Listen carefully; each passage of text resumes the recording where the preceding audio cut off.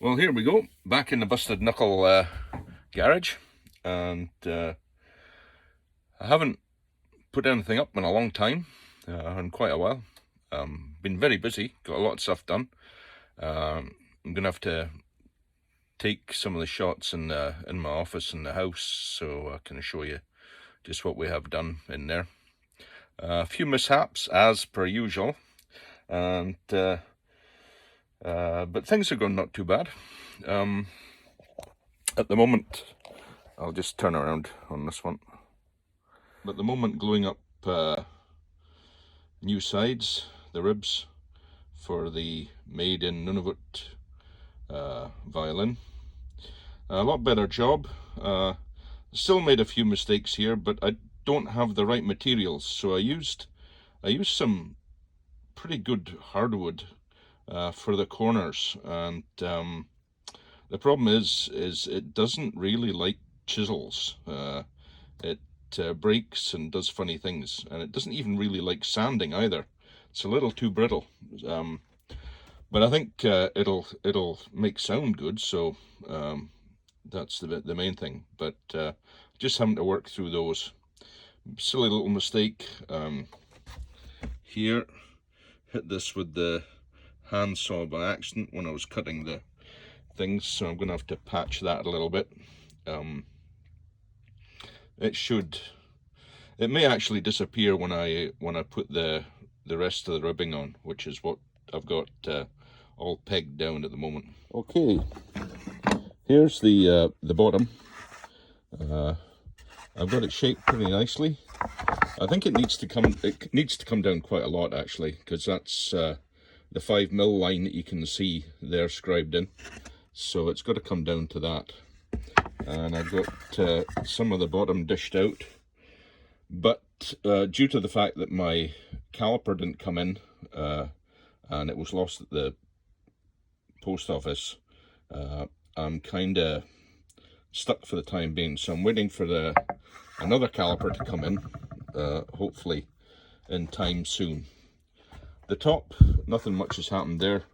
I've just got it marked here for a few bits that I need to take off or take down a bit more.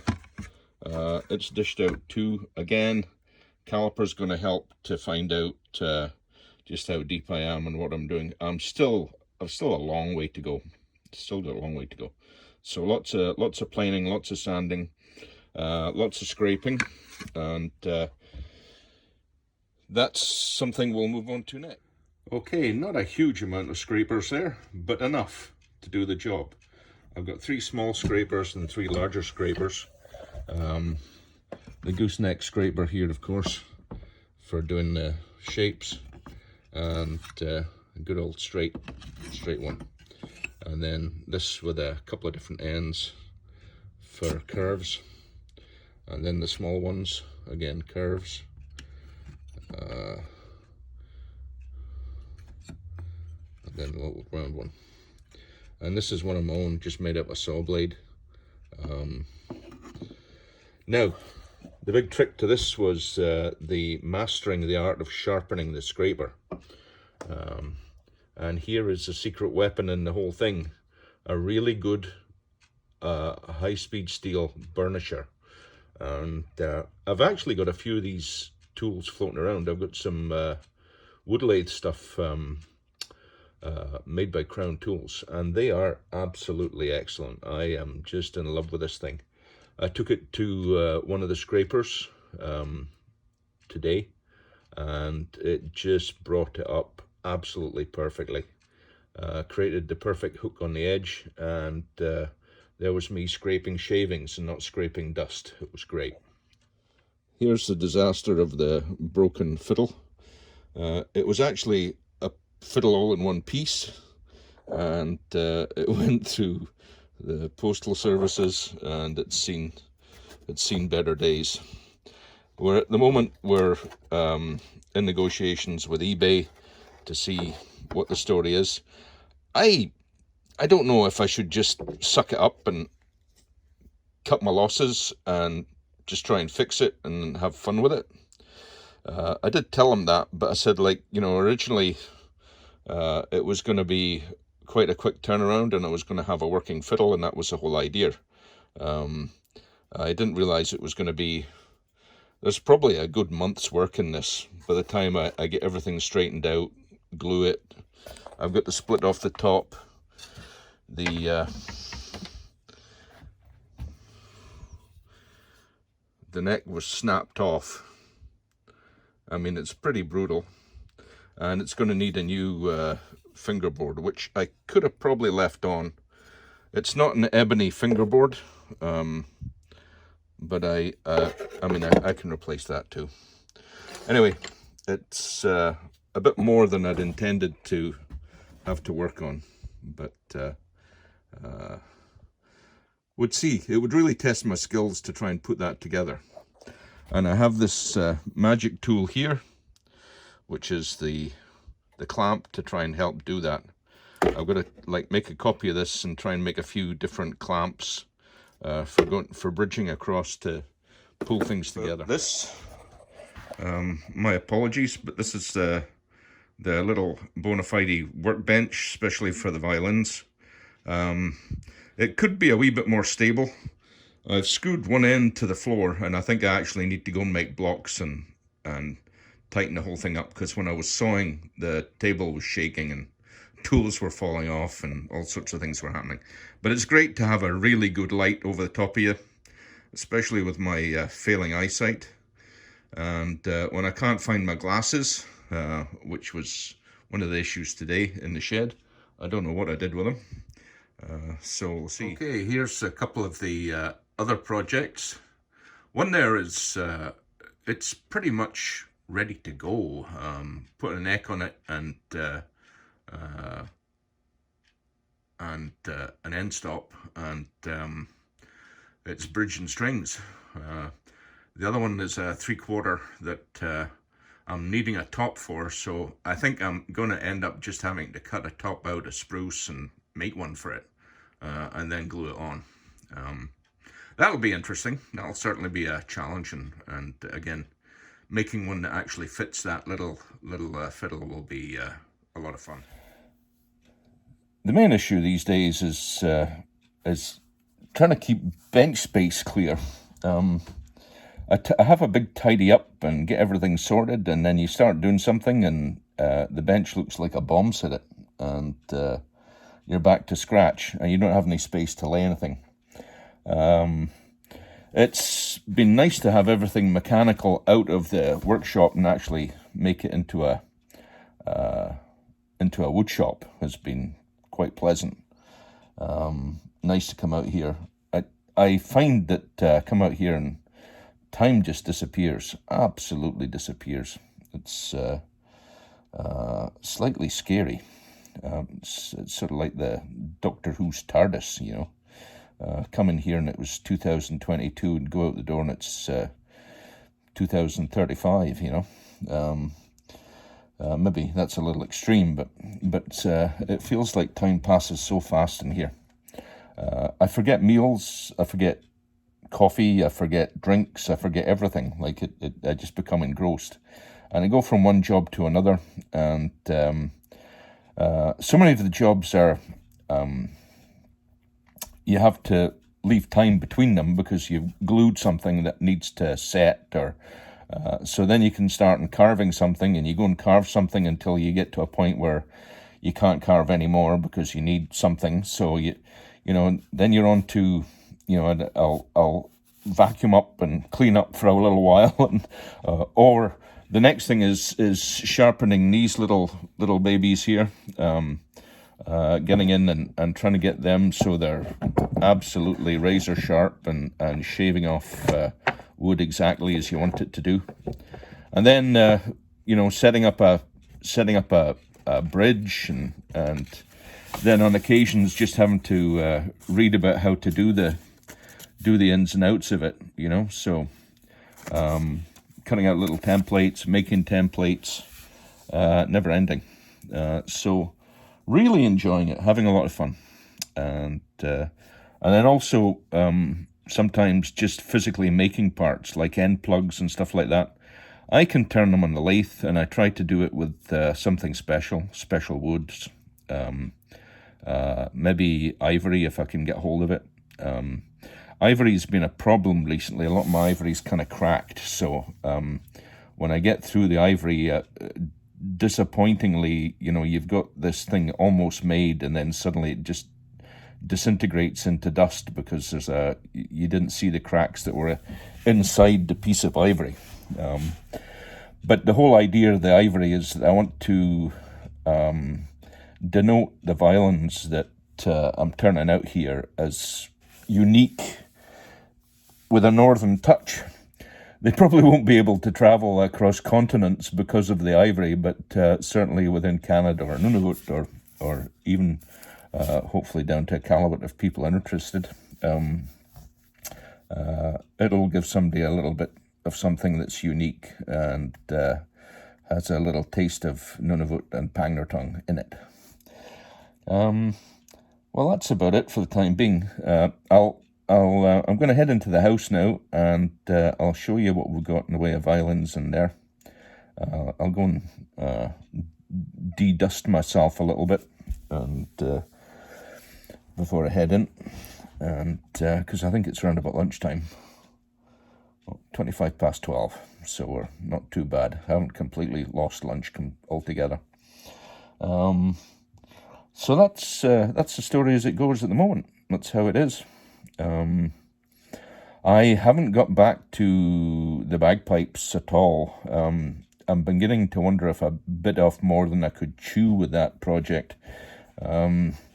It's very time consuming because I'm so slow and I don't really have the requisite skills. So I'm trying to machine it rather than carve it with a wood lathe. Well, we'll see. We'll see what happens. We'll see if we go any further with that one. Haven't given up yet. It's still in there, and I've got all this gorgeous blackwood sitting here. Now, it won't do it any harm to sit longer and dry longer. That's the other thing too. So hopefully that'll be good. And acclimatise to the north here a little bit. I'm not sure if they'll be able to play them anywhere that's damp, because they'll probably shatter into 1,000 pieces and split like crazy once it gets somewhere where there's moisture. But that's the fun of the fair. What else? No, nothing much else really to talk about. Just waiting for varnish and all sorts of things. Got a great connection with a guy in Saskatchewan. He'll probably pick this up. And my brain has gone blank on his name at the moment, but I'll talk about him in the next. We'll see how things go.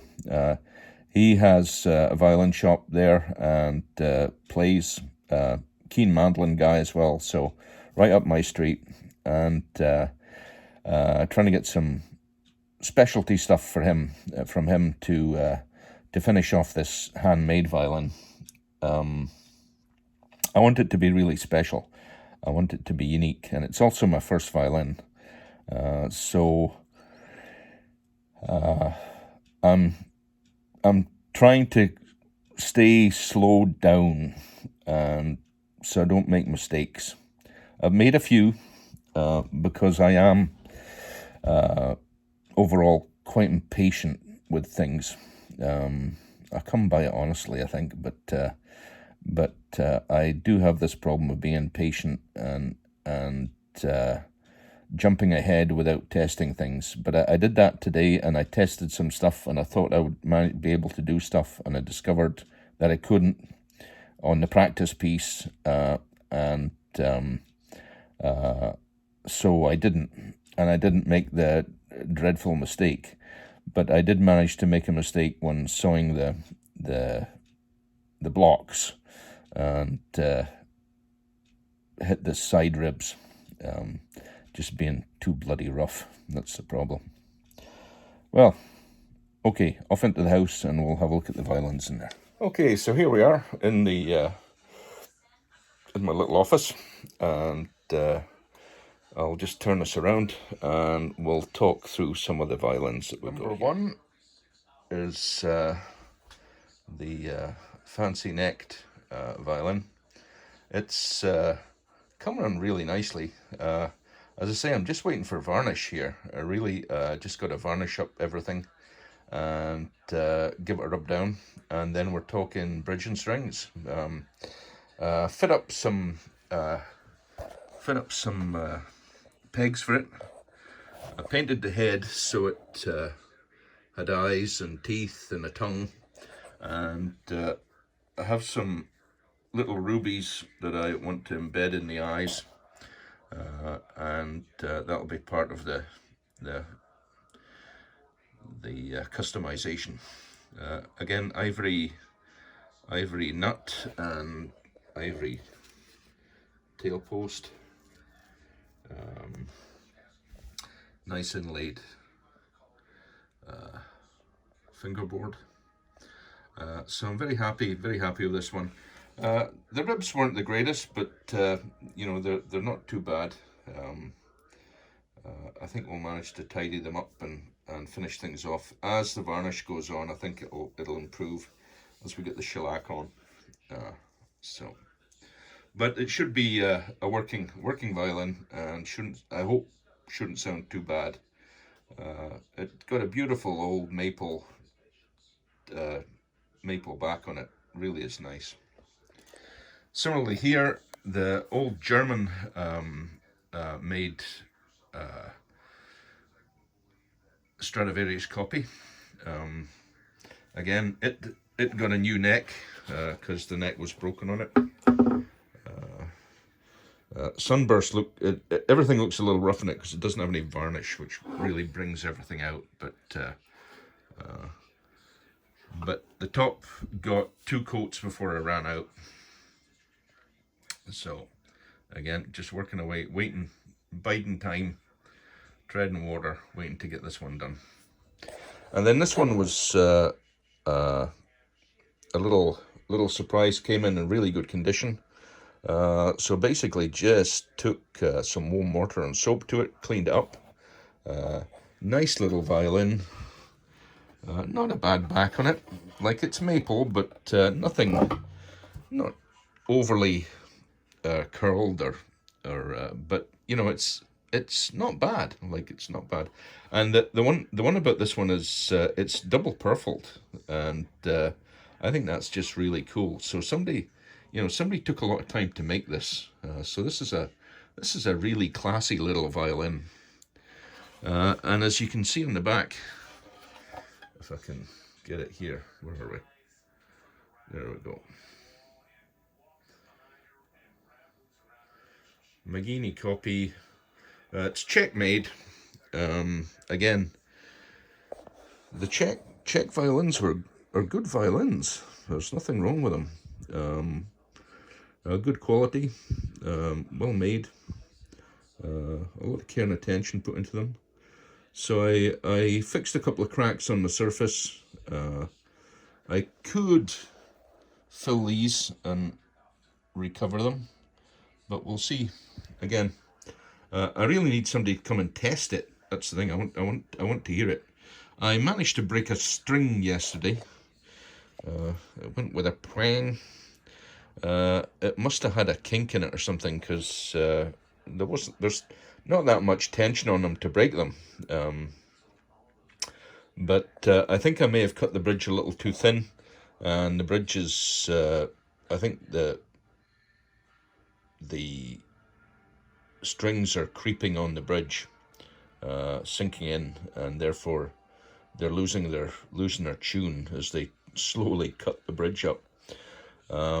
So I will probably replace that bridge once I get my bridges in.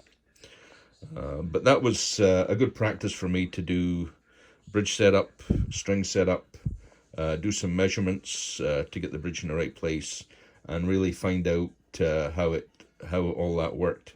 And as I say, that I was really happy with that. It went swimmingly well, really well. So, and again here, this one has a little ivory peg at the back.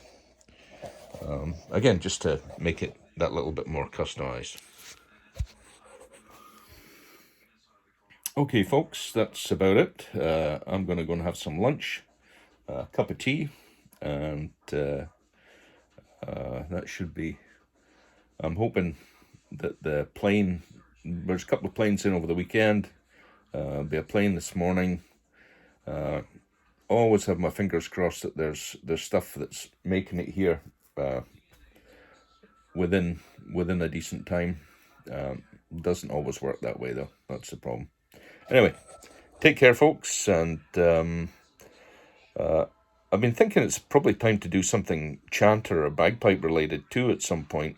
I've had a few very nice thank yous about some of the comments I made and stuff that I did there with the bagpipe stuff. So that's maybe something I can go and play around with again, just to try and help some of those people struggling with chanter reeds.